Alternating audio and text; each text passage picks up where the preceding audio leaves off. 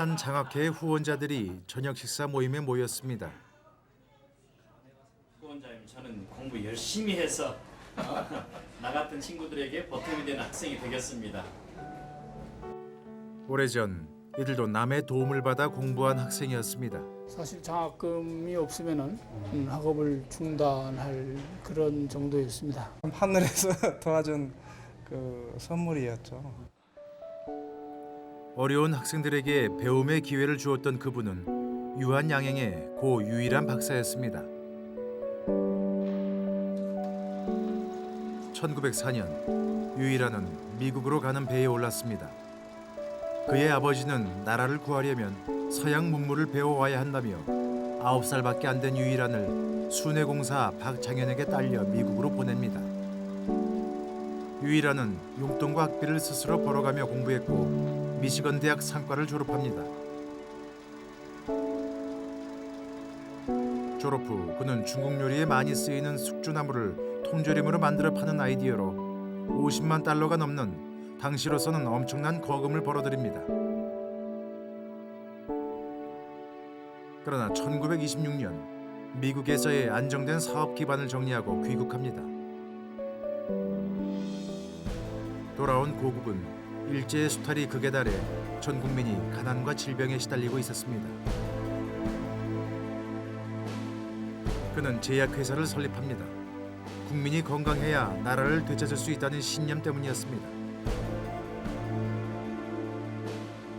당시 몇몇 제약회사들은 마약의 일종인 몰핀을 치료약이라고 속여 팔아 큰 수익을 올리고 있었습니다.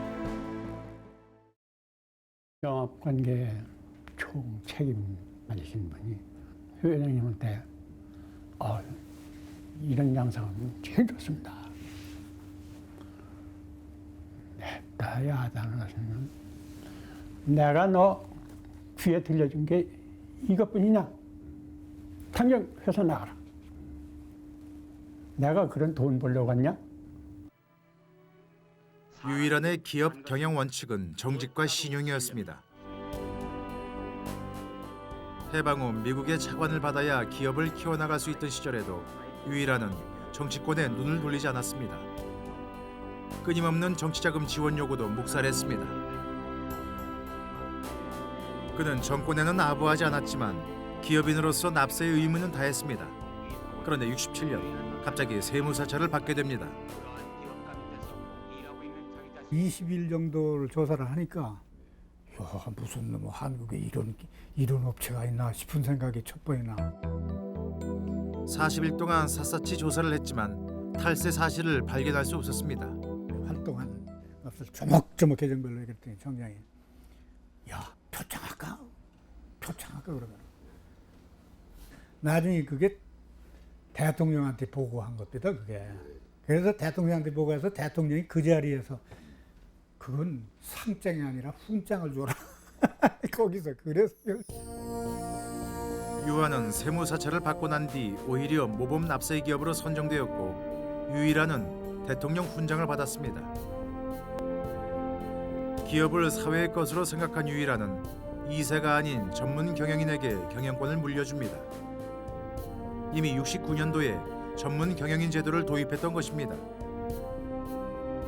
내가 죽으면은 이 조직 속에 우리 친척이 있으면 걔네들이 그렇게 안 하려고 그래도 주위에서 그 뭐 장사자에 나지다 족하다 뭐 이렇게 가지고서 이 파벌이 형성되고만 회사 발전에 시작을 받으니까 안 되니까 내가 살아있을 동안 우리와 친척되는 사람 다 내보내야 돼. 이 다음에 내가 죽은 다음에 회사가 우리 가족 중에 우수한 사람이 있어서 회사에 플러스가 된다고 해서 채용하는 건 그건 동네 내가 말 안 한다. 또한 유한은 1936년 개인 소유의 회사를 주식회사로 바꾸면서 주식의 일부를 직원들에게 나눠주었습니다. 사실상 종업원 지주제를 실시한 것입니다.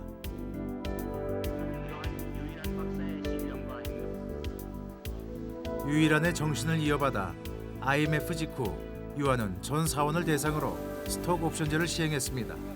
그때 당시에는 뭐 스톡 옵션 한다 그러면 뭐 그냥 경영층에서만 이렇게 하다 보니까 근로자들은 잘 그 피부에 와 닿질 않았는데 실제 행사할 당시에 뭐 7만 원, 8만 원씩 자기 주식이 갖고 있는 주식이 가다 보니까 아 이게 정말 그 우리한테 꼭 필요한 거구나.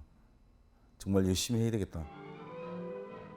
회사가 안정기에 접어들자 유일한은 마음에 품었던 일들을 시작합니다. 교육재단을 설립, 유한 공고와 중학교를 세웠습니다. 파격적으로 3년 내내 전교생의 장학금을 지급했기 때문에 전국에서 학생들이 몰려들었습니다. 유일한은 또한 자신이 가진 주식의 절반 이상을 보건장학회, 연세대 등 교육재단에 기부했습니다. 그런데 이 주식이 결과적으로 회사를 지키는 데 도움이 되었습니다. 대기업에서 유한을 인수하려고 우리한테 와서 주를 매각하라고 많은 회유와 유혹이 있었어요. 그때 우리 주를 넘겼으면 유한양행은 개인 소유로 가는 겁니다. 근데 우리가 끝까지 이것은 기증자의 뜻에 따라서 절대로 매도나 양도할 수가 없다. 유일한은 회사 재산이 아닌 개인 재산으로 기부를 했습니다. 당연히 그 회사에서 어떤 기금으로 이렇게 주셨으리라고 생각을 했지. 근데 나중에 저희들이 알게 된 것이 참 감동스러운 것이 회사에 저희들 이름 기록이 없어요. 그분이 완전히 따로 개인적으로 주셨기 때문에. 그의 공적 중에는 이렇게 사후에 밝혀진 부분들이 많습니다.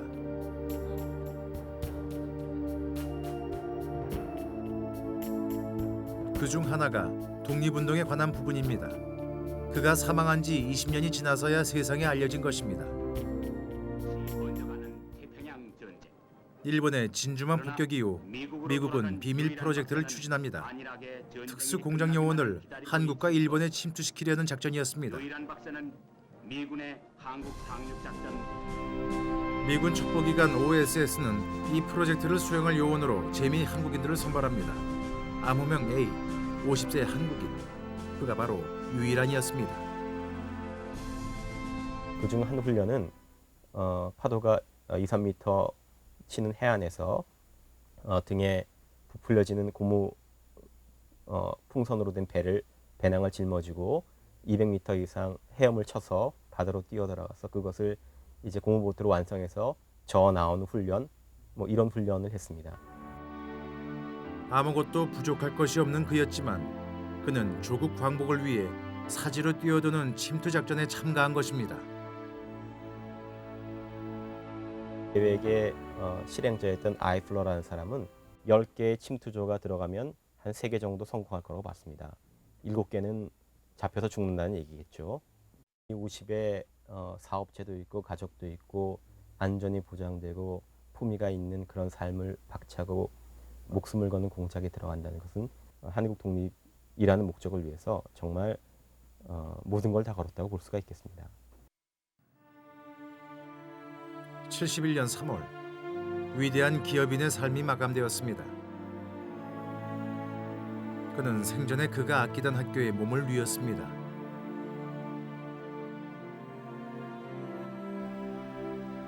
그리고 한 달 뒤 그의 유언장이 세상에 공개됐습니다. 그가 가진 주식은 모두 사회에 환원했고 가족 앞으로는 손녀 유일링 앞으로 남긴 학자금 1만 불이 전부였습니다.